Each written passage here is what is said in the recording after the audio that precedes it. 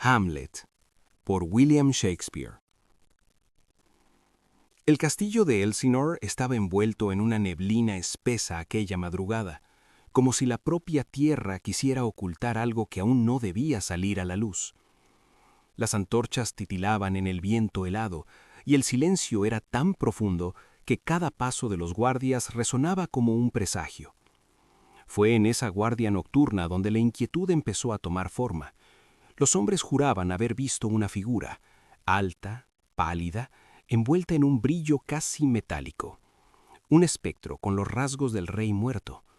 Y ese rumor, como una brasa que prende la pradera, llegó hasta los oídos del príncipe Hamlet. Hamlet regresó del exilio académico con el corazón fracturado. Su padre había muerto repentinamente, y antes de que la tierra fresca cubriera la tumba, su madre, la reina Gertrudis, se había casado con Claudio, el hermano del difunto rey. A Hamlet le ardía el pecho cada vez que observaba esa unión. No sabía si era dolor, traición o simplemente la intuición de que algo no encajaba. El palacio entero estaba envuelto en un brillo extraño. Banquetes, celebraciones, música, una alegría tan violenta que parecía esconder una herida. Cuando los guardias lo llevaron al muro norte del castillo y el espectro apareció ante él, Hamlet sintió que sus huesos se congelaron. No era imaginación, no era folclore de soldados aburridos. Aquella figura tenía la voz y la mirada del rey. Tenía la autoridad que Hamlet había conocido de niño, pero lo que dijo el espectro fue más devastador que cualquier visión. Fui asesinado, Hamlet, por tu tío. El veneno entró en mis oídos mientras dormía. No fue la muerte, fue la traición. El mundo del príncipe se quebró en un solo instante. Ya no había dudas. La podredumbre no era solo emocional, era literal, política, moral, y se extendía desde el nuevo rey hasta la cama de la reina. Aquella noche marcó el inicio de una guerra silenciosa, la lucha entre el deber de vengar al padre y la carga insoportable de actuar sin pruebas visibles. Como un eco, la frase del espectro quedó grabada en su alma. Recuerda. La prisión de la mente. A partir de ese momento, Hamlet quedó atrapado entre dos mundos, el mundo externo del deber, del honor, de la acción, y el mundo interno de la duda, de la filosofía, del pensamiento. El príncipe se convirtió en actor involuntario de su propio tormento. Observaba a su madre compartiendo copas con Claudio, observaba al pueblo celebrar a un rey que llevaba la sangre del anterior en las manos. Observaba a sus amigos, Rosencrantz y Guildenstern, que antes jugaban con él en la infancia, ahora actuar como espías vestidos de afecto. Todo parecía un teatro donde cada rostro era una máscara. Hamlet empezó a sospechar incluso de sí mismo. ¿Y si aquel espectro era un engaño del diablo? ¿Y si la visión era producto del dolor? ¿Y si él, en su debilidad, estaba siendo manipulado por su propia necesidad de culpar a alguien?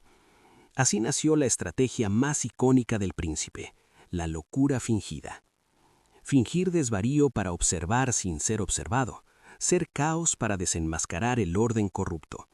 La corte comenzó a murmurar. Algunos creían que Hamlet se había trastornado por amor, otros por la muerte del padre, pero Claudio, inquieto, temblaba detrás de la corona. Hay reyes que pueden gobernar ejércitos, pero no pueden gobernar su conciencia. El teatro dentro del teatro. Hamlet decidió poner a prueba la verdad. Mandó a representar una obra donde un rey era asesinado por su hermano. No para entretener a la corte, sino para observar la reacción del verdadero culpable. El teatro se convirtió en juicio. La representación se convirtió en espejo. Cuando el actor vertió el veneno en la oreja del rey ficticio, Claudio se levantó sobresaltado, pálido como un cadáver anticipado, y huyó de la sala. Para Hamlet, ese gesto fue la confesión. El príncipe sintió que la verdad le ardía en el corazón, pero también sintió el peso oscuro de lo que debía hacer. Vengar a un padre no es sencillo. No es cuestión de espada o sangre. Es cuestión de identidad. Vengarlo significaba destruir parte de sí mismo. No vengarlo significaba perderlo para siempre. Ser o no ser. El abismo de la existencia. En una de sus noches más profundas, Hamlet se retiró a hablar consigo mismo, y su pensamiento se convirtió en un monólogo que aún siglos después sigue estremeciendo al mundo. Ser o no ser. Esa es la cuestión. No hablaba solo del suicidio, hablaba de vivir con conciencia, con responsabilidad, con dolor. Hablaba del peso de existir en un mundo donde lo moral es ambiguo, donde la justicia no está garantizada, donde actuar puede destruirte y no actuar puede pudrirte. Ser, actuar, mancharse, enfrentar el destino. No ser, huir, esconderse, evaporarse. Ambas opciones tenían un costo abrasivo. La tragedia inevitable. A medida que Hamlet dudaba, el veneno del reino se extendía. Ofelia, la joven que lo amaba, fue arrastrada al torbellino de sospechas y manipulaciones. Su muerte envuelta en ambigüedad quebró lo que quedaba de inocencia en la historia. Laertes, su hermano, regresó con furia. Claudio, sabiendo que estaba atrapado, tejió un plan final. Un duelo donde la espada de Laertes estaría envenenada y la copa destinada a Hamlet también. El día del duelo, Hamlet ya no era el joven estudiante. Era un alma desgarrada por la revelación y por el costo de la verdad. Decidió enfrentarse a su destino con una frase que marcó su madurez final. Lo demás es silencio. En el duelo murieron todos. Gertrudis por la copa envenenada, Laertes por su propia espada, Claudio por la justicia del príncipe y Hamlet por cumplir el destino que nunca pidió. Comparaciones finales con las otras obras. Hamlet versus el mito de Sísifo de Camus. Hamlet busca sentido, justicia y certeza moral antes de actuar. Camus afirma que el mundo no tiene sentido y que, sin embargo, hay que vivir con rebelión. Hamlet se paraliza ante el absurdo. Sísifo lo desafía. Hamlet versus la logoterapia de Viktor Frankl. Para Frankl, el sentido se crea dentro del sufrimiento. Hamlet se quiebra porque el dolor lo ahoga. Frankl propone encontrar luz dentro de él. Hamlet, Shakespeare, el príncipe que piensa demasiado, paralizado por la necesidad de certeza moral antes de actuar. Su tragedia surge porque la conciencia lo vuelve incapaz de ejecutar una venganza que le sería exigida. El conflicto central es interno, acción versus pensamiento, identidad fragmentada, la memoria del padre como motor de la acción. Albert Camus, en el mito de Sísifo, frente al absurdo del mundo, Camus propone la rebelión, actuar y vivir con intensidad pese a la falta de sentido universal. Donde Hamlet busca certeza, Camus sugiere aceptación y creación de sentido en el acto.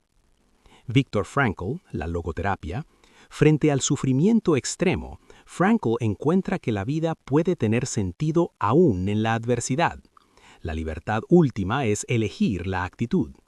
Mientras Hamlet oscila ante la duda, Frankl propone encontrar un propósito que sostenga la acción y la resistencia. Nietzsche propone la afirmación de la voluntad de poder y la creación de valores propios. Donde Hamlet duda, Nietzsche exigiría una decisión creadora que transforme la parálisis en voluntad afirmativa. La historia de Hamlet nos recuerda que las heridas del alma pueden ser más mortales que las espadas y que la búsqueda de justicia puede convertirse en una prisión cuando no sabemos cómo actuar. Nos enseña que la duda es parte de la condición humana, pero también que no podemos vivir indefinidamente encerrados en ella. Hamlet muere, sí, pero muere enfrentando su destino, no huyendo. Y esa es la lección esencial. La vida exige decisión, aunque ninguna decisión garantice la paz. En un mundo de máscaras, traiciones y silencios, Hamlet nos invita a encontrar una postura propia, a enfrentar nuestros fantasmas y a comprender que vivir, con todo su peso, es el acto más valiente de todos. Gracias por escuchar este contenido. Te pedimos que te suscribas si aún no lo estás. Comparte el contenido y activa la campanita. Hasta una próxima ocasión.